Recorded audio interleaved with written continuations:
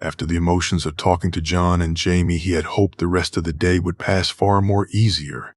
Heading back to his room, though he had been called to see Lord Wyman, he wasn't sure what to say to his old friend, how much to reveal. Simply telling him to keep a good relationship with Jon Snow was pointless. Wyman was already doing so.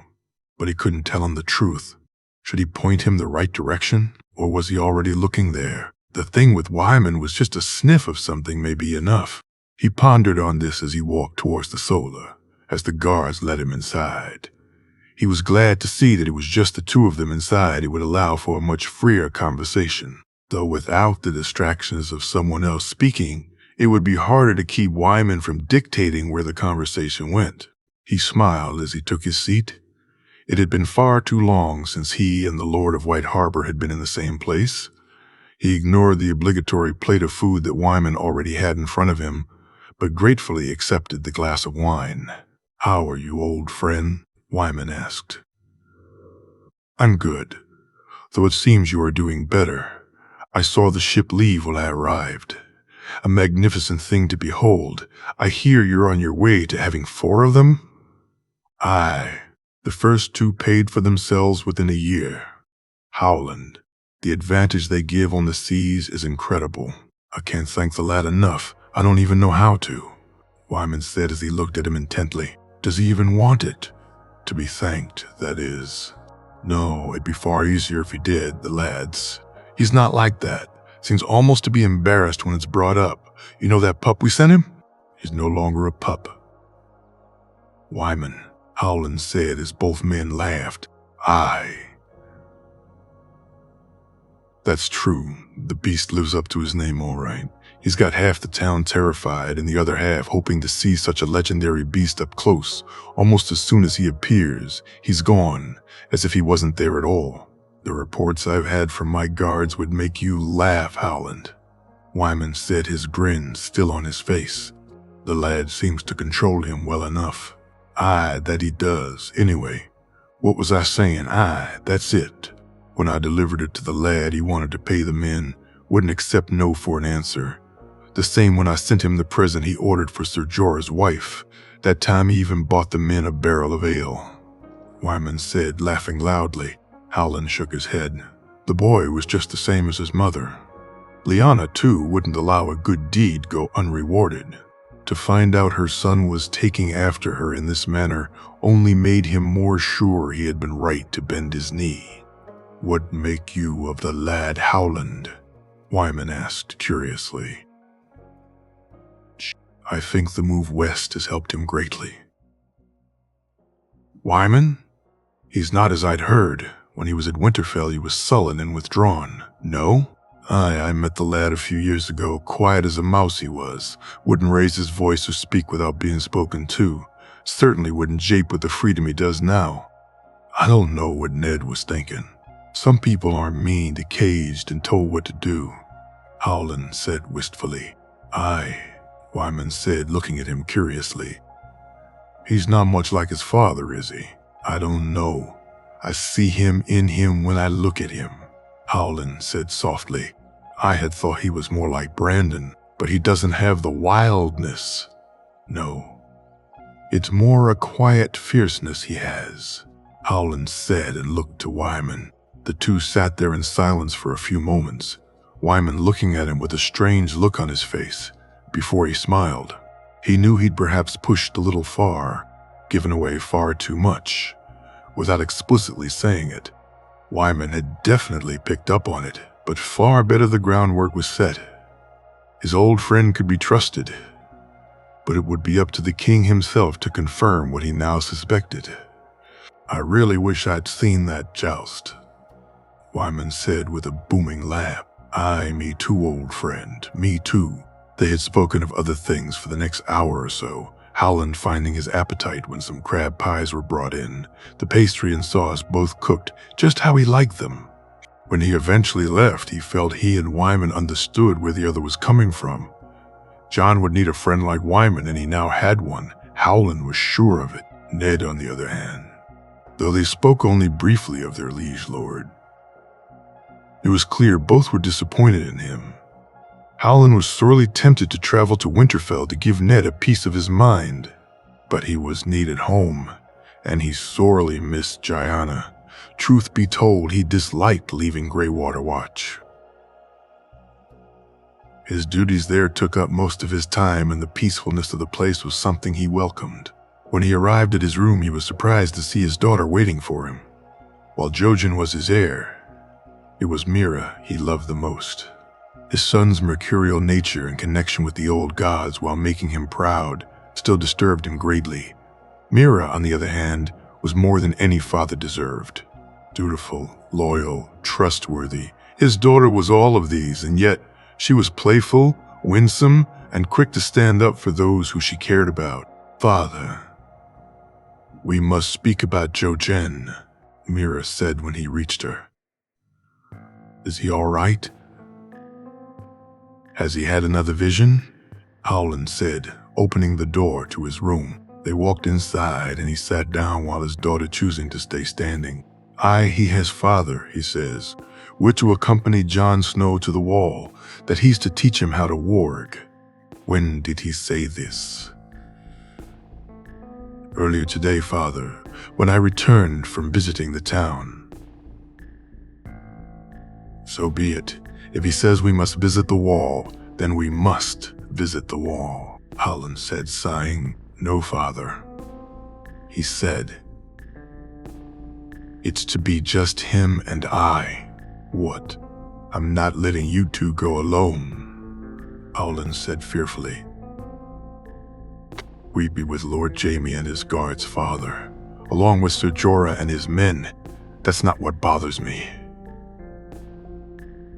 "Then what it is, my child?" "It's just," he says.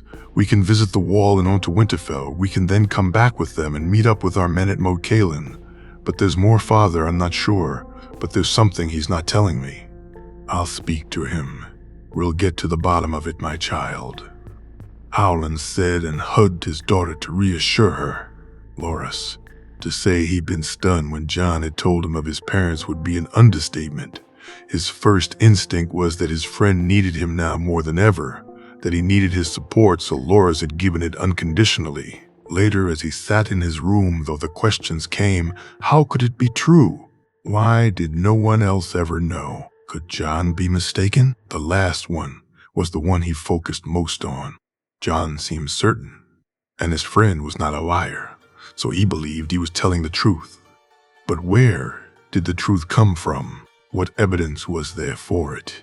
Loras wasn't the smartest person in the realm, and their lessons, Jon usually outshone him, but he wasn't stupid either. So he began to piece things together. Laying back on his bed, he began to examine the evidence, to see if he could come up with a reason why his friend could be wrong. He knew his family. His grandmother in particular had wondered why Jaime took Jon as a squire, not only based on his birth. His perceived birth? A voice inside his head said. But given the relationship between the North and the West, or more precisely the lack of one, when he had fought Jon in the duels, though it had been clear to him, Jon was a far more talented swordsman than even he. So of course Jaime would want him as a squire, though it still didn't explain why Ned Stark allowed it. But if Jon was going for the throne, surely that meant Jaime knew right, which meant that Jaime was helping him. But why? Was it not his sister on the throne? Her son in line to be the next king? It didn't make sense. But then as he thought more on it, he remembered the note from the Queen and Jaime's reaction to it, how he had burned it in front of him. Did Jaime not like his sister? Was there more to it than that? Loras sighed as he tried to figure it out. This was so not his area of expertise. Rolling over on the bed, he closed his eyes. He pictured his friend on the throne, Ghost resting beside him. He pictured himself standing over his shoulder, a white cloak glistening on his back, his sword shined and polished and easily ready to be drawn. As he drifted off to sleep, he had found no answers to his questions, but he knew one thing. If it was true, then Jon would make a great king. The knock on the door the next morning woke him, and he sleepily staggered to open the door to find both Jon and Lord Jaime there. his friend carrying his other chest in his arms, allowing them inside. He quickly closed the door. He thanked the seven he'd fallen asleep in his clothing. The thoughts of answering the door to Jamie not properly dressed, not ones he liked. As John and Jamie sat down, he sat back on the bed and waited for them to speak. "John told me about yesterday," Jamie said. "My lord, I wouldn't say anything. You must believe me," Loras said nervously. I know that, Loras. But when John told you, he may have left you with more questions than answers. Is that not right, John? It is, my lord. I never thought. It never occurred to me. I just wanted to tell you," John said, looking at him and smiling. "I understand, and I'm glad you did, John," Loras said, returning his friend's smile. He watched as John reached into the chest and took out some letters. Some he placed to one side, but two he held and handed to Jamie, who opened them and handed them to him. Looking at the letters, he almost gasped out loud. The first was a notice of annulment between Elia and Rhaegar. The second, a marriage notice. Looking at the names who witnessed it, Loras couldn't help the excitement he felt. Sir Oswell. Went and Sir Arthur Dane. His fingers involuntarily traced the sword of the morning's name. He handed the letters back to Jamie almost reverently before John passed Jamie the other letter. This one, a simple birth announcement signed by all three of the knights. The Kingsguard, John's Kingsguard. No, not John. Jaehaerys, Loras said softly. The name my mother gave me, my true name, John said, smiling. Loras carefully folded the notice and handed it back to Jamie before John motioned him towards him. Walking over, he felt the trepidation in every step. When he got to him, John reached in the chest, and what he pulled out did make him gasp. An egg. John had a dragon egg. It that? It is, John said, holding the egg in his hands, a pained expression on his face as he quickly placed the white egg back in the box. Its blue flecks reflecting in the light, he looked worriedly on as John sat down. His friend was holding his head in hands, his breathing shallow. He looked far paler than he had just a moment before. Reaching his hand out, Loras touched his shoulder, and John shuddered. "John, are you all right?" he asked Joan. He said a bit louder. Jamie turned as John fell to the floor, his breathing quick and sharp. Loras moved quickly to the door to call for help, but Jamie called him back as John was sitting up now, his color returning to his face. "John, what is it? What's wrong?" Jamie asked, his concern clear. "It's nothing, my lord. It's the egg. I don't know. It seems to be pushing me away." "Pushing you away?" Jamie asked, confused. I can't explain it.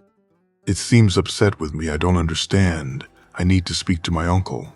Loras was dumbfounded. What did he mean, push him away? Why was John speaking of the egg as if it was alive? The more answers he got, the more questions it seemed to raise. But he knew one thing for certain now. Something he had known in his heart when John had told him. His friend was telling the truth.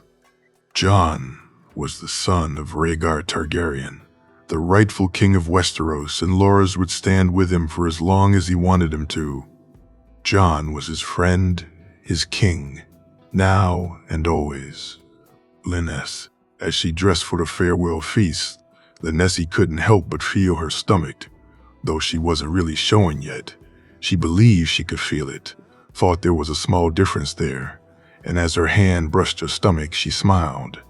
She wanted so badly to find out if she was right, but she worried that Jorah would make them return home, that he would be overprotective, which, given his history, she wouldn't blame him for being. He had lost his first wife in the birthing bed. 3 times she had fallen pregnant, and never did she deliver, the third taking her life along with her child's. Had she met Jorah's father, had his duties allowed him to attend the wedding, then she would accede to the request she knew her husband would make should he find out, but she had never met Jorah, and this news only added to her wanting to do so. As she dressed, she heard her bearer come into the room, his footsteps heavy and playful as he attempted to sneak up on her. Stealth is not your forte, my love, she said, smiling as he grabbed her in his arms. Aye, that's true. Bears are not built for sneaking, he said, capturing her lips with his own. As always, the kisses grew more passionate, and while she would much prefer to follow them to their logical conclusion, it was then they heard the knock on the door. She giggled at the put-off face her bear made. She imagined a bear in the woods having his meal disturbed would look the exact same way. Go away, Jorah shouted, though she could see he was playing up his annoyance. Come on, you two. There's plenty of time for, him, whatever, later, Lyra's voice said, and Lanesi couldn't help but laugh. Besides, the white wolf is eager to eat, aren't you, boy? Jory said, surprising her. Come to think of it, I meant to speak to you on that, Jorah said. On what, my love? Lanesi said as he helped tie her dress at the neck. John's wolf. It's outside our door, you know why? No, I don't. Though it does seem a law unto itself at times. Maybe I'll speak to John later, Lanesi said. It had been strange when meeting up with John and Jamie yesterday. The wolf seemed to show an excessive amount of interest in her. It had taken John to basically order the wolf to go with them, for it to reluctantly leave her side. When the boys had come back, the wolf had stayed with John when he went to his room, but when she left to go to her own, there he was walking beside her. Yes, she would speak to John when they got a chance. Besides, she already had another reason to speak to the lad. After finishing dressing, she and Jorah walked outside to find Daisy along with her sisters, each of them taking turns to pet the white wolf who lay across the hall from her door. She wondered if perhaps the wolf knew. Animals were protective of those carrying their offspring. Perhaps Ghost could sense it in her. It made her smile just a little to think the wolf was being protective of her. To have a mythical animal look after you and your babe was not something most could claim. She looked at Daisy, who looked especially beautiful tonight. Her long, dark hair was loose and showed off her neck and shoulders to their fullest. Her height allowed her to carry off most dresses elegantly, and this was one of her very best. Its silken folds were magnificent, and its blue really showed off her eyes. The cut was exquisite too, showing the barest hints of cleavage when she moved forward, trying to impress someone. Lanesi said softly while Daisy glowered at her. No. It was the only clean dress I had left, Daisy said, and both her sisters giggled. Of course it was, and she didn't spend almost an hour messing with her hair either, Lyra said, and ducked out of the way of the hand that shot at her. Well, you do look beautiful, cousin, Jorah said, and Lanise smiled approvingly at her bear. They made their way to the feasting hall, glad tonight was not as elaborate as those before it. There would be the usual numerous courses and dancing, of course, but no introductions or formality. Instead, you would just be directed to your seats, and the feast would begin when Lord Manderley deigned it so. On entering the hall, they were relieved to see it almost full. Jamie sat beside Wyman, and at the smaller table to the left sat John with her nephew and the rest of the younger children. Lyra and Jory moved to go sit with the Smallgen and the Karstarks, while they were directed to the seats beside Jamie. My ladies, you both look amazing this evening, Jamie said, standing and kissing both their hands. Lanesi noticed his look lingering on Daisy. I thank you, Lord Jamie, Lanesi said as she sat down. Ghost had gone to lay beside John, but she noticed he looked to her more than once. She smiled at the wolf, who she could have sworn gave her a nod, though perhaps it was just the light in the hall.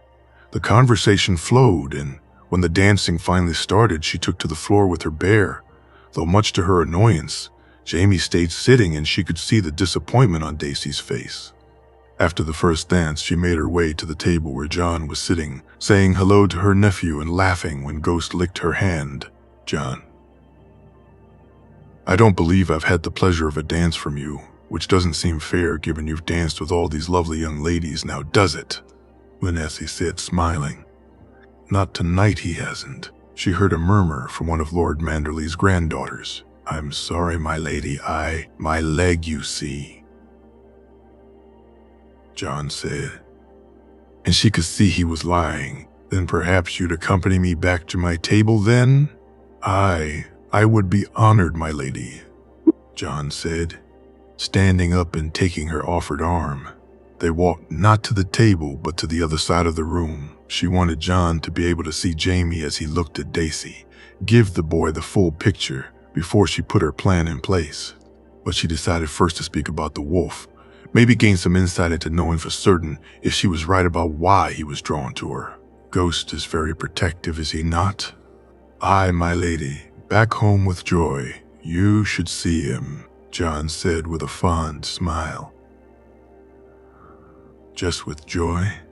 No, my lady. He's the same with Lady Marjorie also. You and my niece get along well, don't you? We do, my lady. She and Loris are my best friends. She couldn't help the smile which came to her face then. Best friends. Oh, you poor, clueless little boy. To be so young and so innocent. She had seen him with Laura's and seen him with Marjorie. Only one would she describe as a friend. Her sister could do no better than to make a match with her niece and John, though with Olenna pulling the strings, she was doubtful one would ever be forthcoming. Has Ghost been bothering you, my lady? What? Oh, no. Not at all, John. Your wolf has been on his best behavior. Good, John said before he noticed Jamie looking at Daisy and smiled broadly. They would look good together, don't you think? Linnessi said. I do, my lady. I wonder why he hasn't asked her to dance yet. I don't know, my lady, John said, his brow rising. Does Lord Jamie have a lady back in the Westerlands, John? No, my lady, he doesn't, John said, now staring directly at Daisy and Jamie. It's strange, don't you think? I mean, they like each other. Anyone can see that. I wonder what's stopping Lord Jamie from asking her, Linnessi said. What happened next was very strange. The look on John's face was hard to identify. Was it worry? No. That wasn't it. It was more. She looked carefully, and for a second she thought it may be regret, but all of a sudden it was gone, and he turned to her smiling. I think I should accompany you to your table, my lady. Of course, I thank you, John. They walked to the table in silence, and when they got there, John said hello to Lord Wyman and to her bear before he complimented Daisy, which brought a smile to her face. He then looked at Jamie and said nothing, though it seemed he motioned to him, but she couldn't be sure. As she took her seat, she watched as John left the room, the white wolf once again looking to her table. After just a few moments, Jamie got up and excused himself. She watched as he walked off in the same direction as John had, Daisy looking forlornly after him. She turned to her friend and gave her a smile. Things would be changing for the better for her. Soon, she felt. John. When he had come back from speaking to Loris, John had gone to tell Jamie how he had reacted. He had been surprised that along the way Ghost had ran off but thought nothing of it, and instead continued to Jamie's room. The Lord's guest rooms were impressive, but compared to the family wing they seemed a downgrade, which gave John pause. He'd been given better rooms than his lord, which was strange. After speaking to Jamie, he had been stunned when Jamie had brought up that, despite Loris's acceptance, John hadn't actually given him any proof, something they rectified quickly. Though when he'd held the egg it had started, the egg was forcing him from it. It was displeased with him about something, but it had not dismissed him completely. He couldn't understand it, nor the images he'd been shown. Images of fire, images of ice, fire and ice, over and over again. He saw ice melt, saw it turn into water and drip against the ground. He saw the flames rise higher and higher, but he couldn't make sense of it. He knew he'd passed out for a moment, though it had felt a lot longer. All the time he'd been continuously bombarded with the images. He'd heard the words over and over in his head. Fire and ice and fire. After reassuring Jamie and Loris and putting the egg away, he'd headed back to his room for a rest, drifting off into a thankfully dreamless sleep before he was woken by Loras knocking at the door. After hurriedly dressing and making his way to the farewell feast, he had been called to speak to Lord Reed, meeting him and his children before they went inside. "John, please, I must speak with you." "Of course, my lord." "You know my children, Mira and Jojen?" "I do, my lord," he said, nodding to them both, the look Jojen given him a lot more friendly than his usual ones. "I know after tonight you be heading to the wall, John, to speak with your family," Howland said, and John was thankful he didn't elaborate. "Aye, that I will, my lord." "I would beg a favor of you, John." "Name it, my lord. If it's in my power to do so, then I shall, without hesitation." "I would ask you to allow my children accompany you to the wall and to Winterfell, and then on to Moat Cailin on your return." "Of course, my lord, I'd be happy to have them with me, but may I ask why?" "I wish to help you with Ghost," Jojen said softly. "Ghost. Aye, I know you sometimes see with his eyes. They're just dreams," he said, though not assuredly. "Are they the only dreams you have?" Jojen asked, and his look was curious now. No, I have others," John said softly, and was surprised to see a full smile on Jojen's face, something which seemed to have caught both his sister and father with equal surprise. "We have much to talk about, John. I can help, truly," Jojen said, and John nodded. "Very well. I'll look forward to your company, my lord. I'll speak to Lord Jaime, but it should be fine," John said, and Howland smiled, knowing it would be. When they had entered the hall later on, John immediately found himself in the company of Lady Winifred and Lady Willa, both girls disappointed when he told them he'd hurt his leg earlier. He almost had to elbow Loras in the ribs at the faces his friend was making, and couldn't even look at Mira, who sat there with a large grin on hers. He was thankful when Lady Linessi came over to speak to him, though the conversation that followed was a strange one. It was only when she brought up Jaime and Lady Dacey that he began to see it. The little looks, the way he'd lean in when she spoke, or tense when she spoke to someone else. He too would feel that way with Marjorie, though he knew that for adults it was different. He and Marjorie were friends. That was all. But as Linessi asked him about Jaime having a lady back home, or for a reason why he would not dance with Dacey, it hit him. He knew the reason. He was the reason. Jaime was a Kingsguard, though not to him. To him he was far more. He was his mentor, his teacher, his friend, his confidant, his... No, he wouldn't say it, wouldn't think it. His father? John shook his head. No. His father was dead, but had he lived, if he was anything like Jaime, then John would have been happy. Shouldn't his father be happy too? He had nodded to Jaime to meet him outside when Linessi had taken her seat. And now, a few moments later, he stood in the hall waiting for him. When Jaime arrived, he motioned for him to follow. "John, what's this about?" "We need to talk, Jaime, but not here."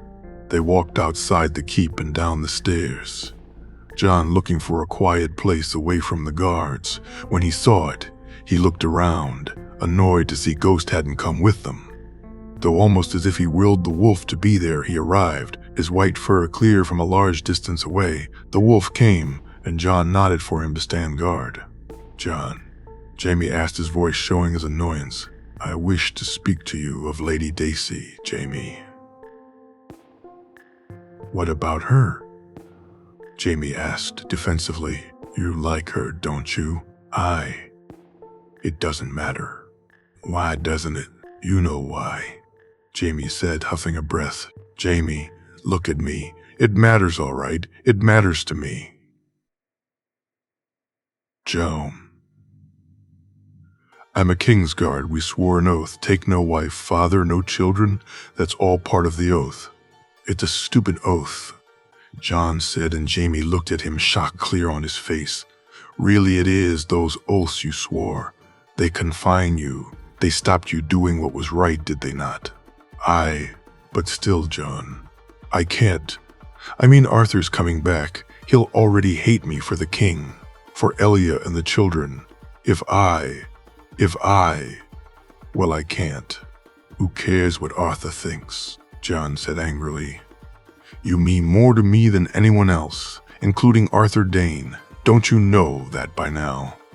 I do, but what would you have me do? I can't dishonor her and I can't marry her. So what am I supposed to do? Jamie said in frustration. You're supposed to be happy, Jamie. Anything less, and your king won't be pleased, he said with a smile. What would you have me do? Jamie said softly. I'd have you do what makes you happy, Jamie. That's it. Do you think you'd be happy with her? I do, Jamie said with a smile. Then speak to her. Find out if you want the same thing I think she does. John, if I do this, I can't lie to her. Then don't. You think after the last few days I'd ask you to lie, speak to her. Jamie, find out what it is you both want. Then whatever you decide to do from there, you have my support. I trust you. Jamie nodded and looked at him. He actually looked happier already. They turned to walk back into the hall, and John felt he had done something right here, something good, considering all Jamie had done for him. It was a start, if nothing else. Tracy. This night was turning into a disaster. She had spent all this time getting ready, trying to look good, and then he just walked away from her, just left her sitting there like a fool. She had come to realize that she was wasting her time with him. Despite the smiles and the looks, despite the compliments, nothing had happened. It was as if he was just being polite, just going through the motions. She looked down to see her sisters dancing with the Karstarks and sighed. Beside her, Lenisi had tried to be comforting, she knew. But it was annoying her that her friend knew what she was going through, that her rejection in some way was public. Her mother would be ashamed of her. She knew that, not because she'd been rejected, but because she was a she-bear and she should be fierce. But it was hard to be like that, when for the first time in her life, she felt as if she wasn't good enough for someone, that the reason he didn't want to be with her was simply her. She sighed as she saw him walk back into the hall with Jon Snow, the boy moving towards his own table as Jamie walked to hers. He smiled at her, but didn't take a seat, instead looking her straight in the eye. My lady, I would be honored if you'd grace me with the next dance, he said, his smile full. She looked at him, her eyes taking him in, the way he looked at her making her heart race.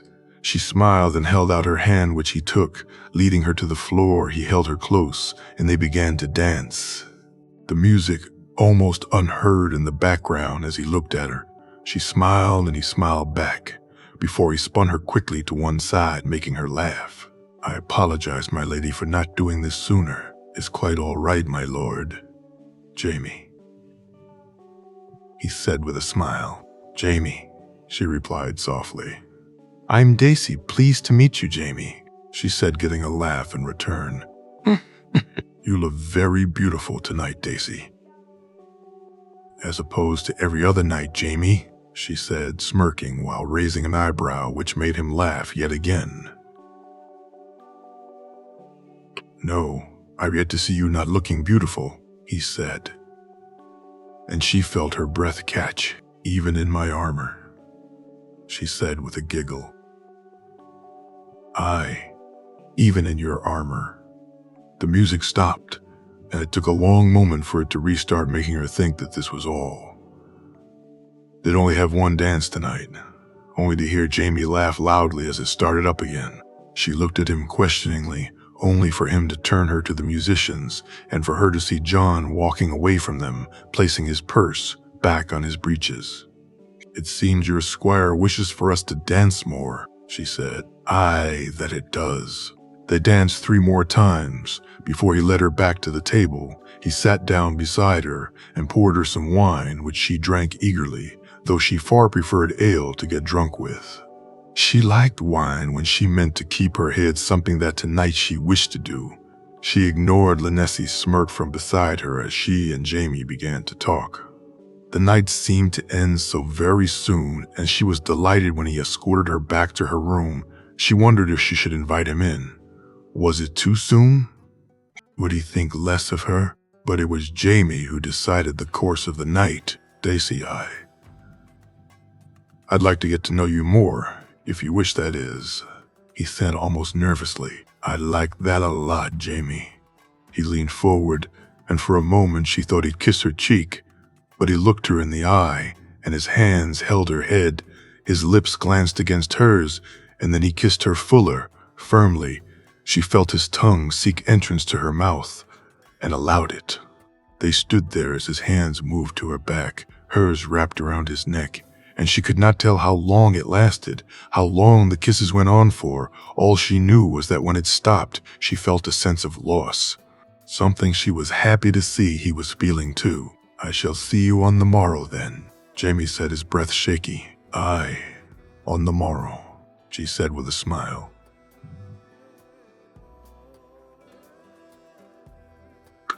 She watched him walk away and entered her room, feeling happier than she had in a long time. Undressing, she got into the bed and closed her eyes to fall to sleep, finding it hard to do so. Her mind raced with thoughts, with how his lips felt against hers, with how his smile brightened her day, but mainly she thought of tomorrow. John. Waking up, John was happy. This was his last day in White Harbor. He had enjoyed his time here, and Lord Wyman and his family had treated him far better than he had ever expected them to. But he was eager to make the journey to the Wall, eager to see his uncles and tell them the truth. He had not seen his Uncle Benjamin in over 5 years, half a lifetime ago. They had exchanged some letters over the years which kept them in touch. But given his uncle was a ranger who often traveled beyond the Wall, sometimes the letters were a lot more sparse than at others. At least he wrote to him, though. His other uncle sent a brief letter for his name day along with coin he had no need of.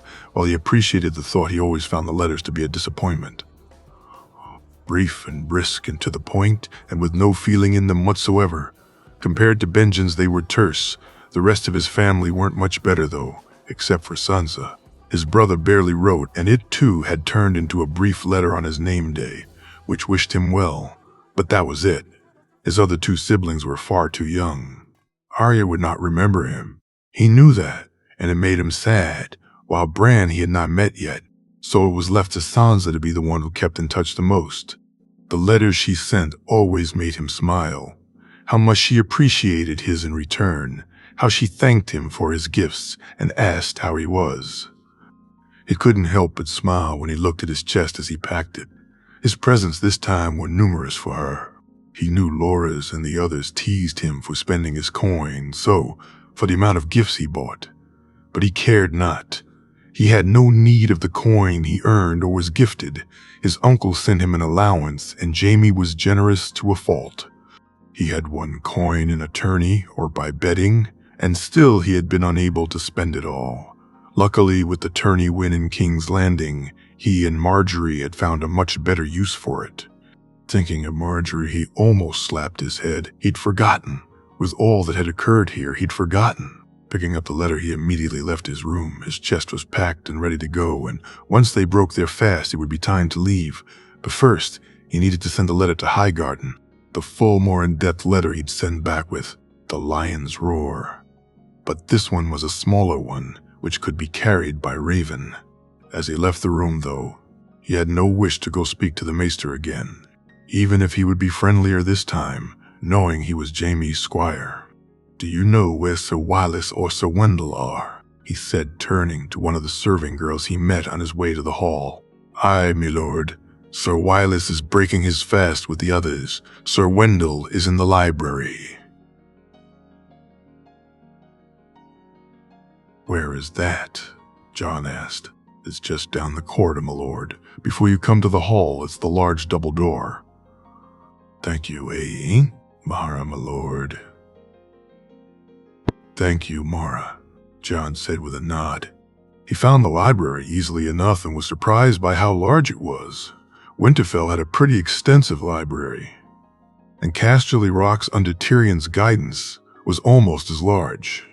But John knew that Northerners, while keeping the knowledge they had and having maesters who managed libraries, didn't particularly care to spend on such frivolities as they viewed them.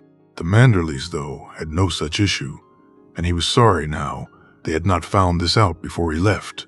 Tyrion's enthusiasm for reading something he had acquired also.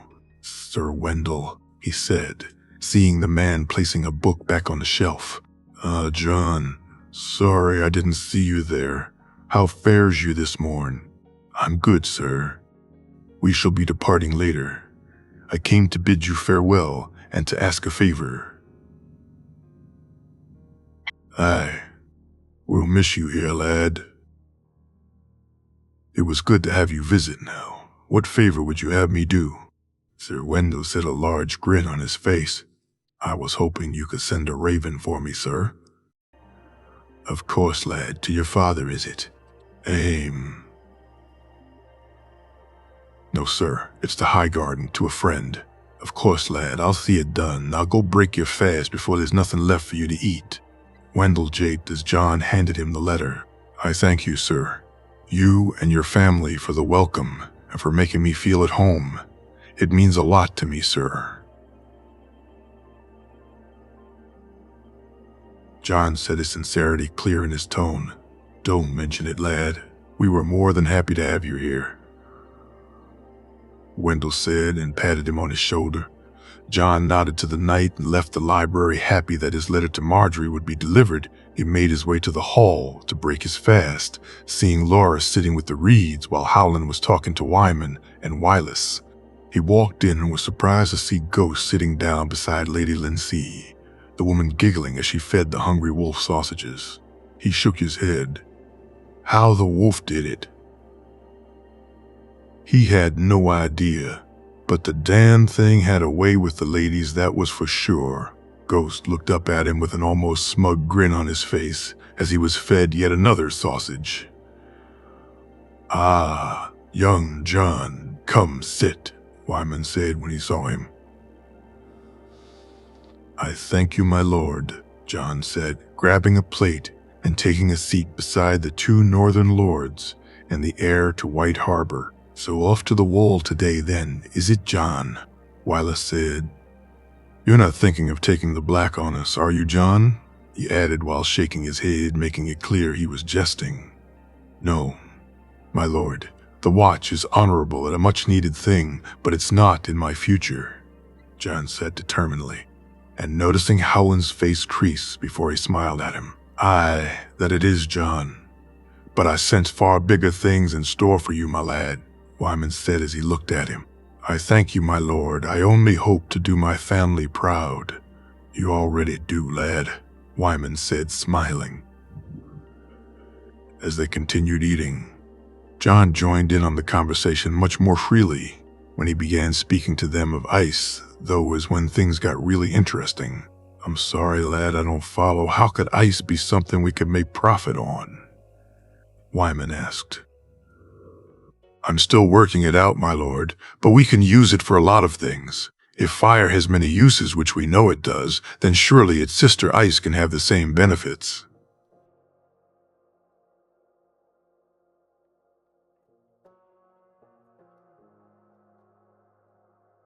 John said, and Wyman looked at him curiously. "I have to agree with my father, John." "I just don't see it," Wylis said. "My lord, can you bring me some ice?" John asked. "Aye. How much would you like?" Wyman asked to loud laughs from Wylis and Howland. "How about this much?" John said, holding his hand out about a foot. "Very well, lad, Lawrence. I want you to go and grab me a chunk of ice about a foot or so," Wyman said to a tall servant. "At once, my lord." While they waited, Jamie and Daisy arrived separately, though John was happy to see both smile at each other when they grabbed their meal to break their fast. Daisy sat beside Lenisi and her sisters, while Jamie made to do likewise. "Lord Jamie, can you join us for this?" Young John, he was about to show us how to make coin from ice. Wyman said, a large grin on his face, though it was not a malicious one. "Of course, my lord," Jamie said and took a seat beside them. John grimaced as now not only was everyone at the high table looking at him in expectation, but also Laura's and the Reeds and Lord Manderley's granddaughters, who had since arrived, were watching on intently. It took another few moments, during which japes were made, when John got up and grabbed a jug of milk Before Lawrence returned, "Here you are, my lord," Lawrence said, placing a large, clear chunk of ice over a foot long and half as wide on the table. "May I have a dagger, please?" John said, and Howland handed him a bone-handled knife. He began chipping away at the ice. Ignoring the smallest chips, he picked up a few which were bigger than an eye. Ghost decided then to come over, and John threw one in the air which the wolf caught before he crunched it in his mouth to much laughter. When he had a fair few of the eye-sized chunks, John placed a few in some mugs before pouring in milk over them. Waiting for a moment, he then took a drink from one of them. "My lords, if you will," he said, handing both Jamie and Wyman a mug each. The two lords took a cautious sip of the milk before they took a larger one, the looks on their faces one of surprise. Each took a larger swallow the next time, and Wyman smiled while looking at him before turning to one of his serving girls. "Paula, a jug of ale, please." "At once, my lord," the girl said, rushing to grab him his ale. "It's good then, father," Wyleth said, looking at him. "Wait until the ale comes, Wyleth," Wyman said with a smirk. Jamie looked at him before turning to Daisy and bringing her the mug. John watched as she took a sip and saw the smile on her face. He motioned to Loris to do the same. Pretty soon everyone had tried some milk with ice.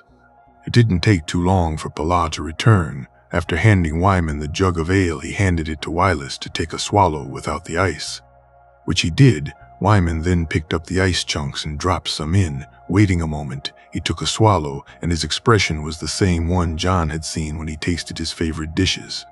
"Here, try this," he said, handing it to Wyleth, who too made the same facial expression. "Howland, you need to try it," Wyleth said. Pretty soon more ale was brought and more ice chunks added.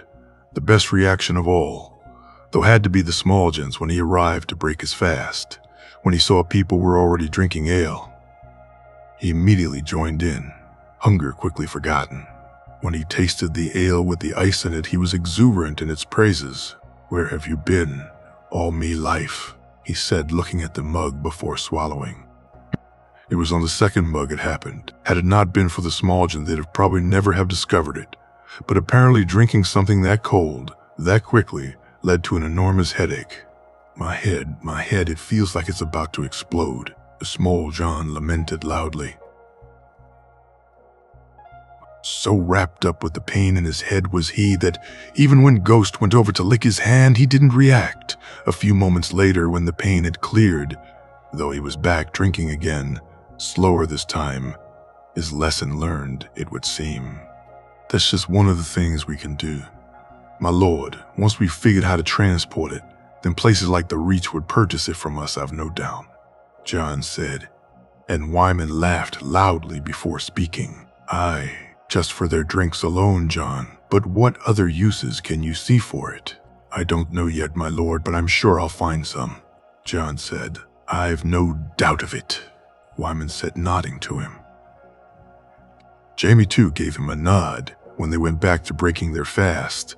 Once finished, he went to his room and helped move his chests to the cart before heading back to the stables to saddle Winter in honor. Leading the horses to the courtyard, he found Lord Wyman there with his family to wave them off, so he walked over to bid them his farewells. "I thank you, my lord, for the welcome I received. I shall not forget your kindness," John said with a small bow. "Think nothing of it, lad. It was a pleasure to have you here. I hope you'll visit again." "Undoubtedly, my lord," John said before moving to say goodbye to the rest of Lord Wyman's family. Once he'd done so, he walked to Lord Reed, who was saying goodbye to his children. Jojen and Mira both giving their father large hugs. "Lord Reed, I thank you for everything. You've been a great help to me, my lord, always, and I'm most thankful for your counsel." "It's my pleasure, John. I look forward to seeing you again soon." "I do too, my lord." Once everyone was ready, John walked back to Winter. His mare was a little more downbeat than usual, so he leaned in and closed his eyes, feeling the horse loosen up and become more lively. John had begun to think of the ride they would go on. The fact that the boat journey would be shorter, and from then on it would be riding all the way. Winter practically nodded her head at him when he opened his eyes, and he turned to see Jojen look at him with a smile. With that, he mounted and he waved to Lord Wyman and his family as they set off, the large lord looking at him with intrigue. Wyman, breaking his fast that morning, the last thing he had expected was to find another source of income, but the idea that coin could be made from ice was too large an opportunity to pass up despite his disbelief at such a thing. When he'd tasted the milk, though, and especially the ale, he could see the potential benefits, both here in Westeros and especially in Essos. Dorne would be a huge market simply for the potential of being able to cool things down. But they were not fully ready for such a thing yet. While drinks being cooled would be useful, they needed something more, some other use. There was also the problem of transporting the ice itself, something his maester had no idea about. The man had not even thought that there would be a use for ice in drinking until he had brought it up. Though, to be fair, neither had Wyman until Jon had done so. Every time he thought he knew what the boy was capable of, he ended up being surprised. Had he been in any doubt that it was Jon that came up with the ideas which had made him richer, then just seeing him this morning would have ended that. But this one could be even more lucrative, since they were the only kingdom with ice to spare. They also had the transport routes already in place. Should the lad come up with the ideas to transport it and find other uses, the benefits could be huge. As he sat eating his lamprey pie, he thought more on the boy and how Howland had skirted around the edges of things when they spoke. He thought of the boy's looks, but mainly he thought of the farewell and the strange feeling that had come over him when he saw the lad with his horse. "What's Jon doing?" Winifred said, making him look to the lad. "I don't know, my love, father," Wylis asked. But Wyman had been far too busy looking at the lad to answer at the time, watching as he and the horse were almost becoming one. As the horse's mood changed from sullen and withdrawn to almost giddy, he had smiled looking at it as the lad had jumped onto the mare. He had almost pictured her there, the fierce girl he'd known from years ago. As he took another piece of the pie, he almost choked, coughing and spluttering as the realization hit him. "Are you all right, father? Are you all right?" Wendell said worriedly from beside him. "Water," he coughed. "Here you go, father," Wendell said, and he greedily drank the water down, clearing the pastry from his throat. I'm fine, Wendell. Just went down wrong," Wyman said, shaking his head to clear his mind. Could it be? Was he imagining it? He began to ponder it in his mind. Draining the water, he asked for another, and this one he sipped as he thought back on those many years before, of a she-wolf who could not be tamed, and a stag who couldn't accept it. He cursed that Howland had left already. The man would be a fair distance away by now. Should he send men after him? Was he losing his mind? Or was Jon Snow not the son of a wolf at all, but a dragon hiding in wolf's clothing?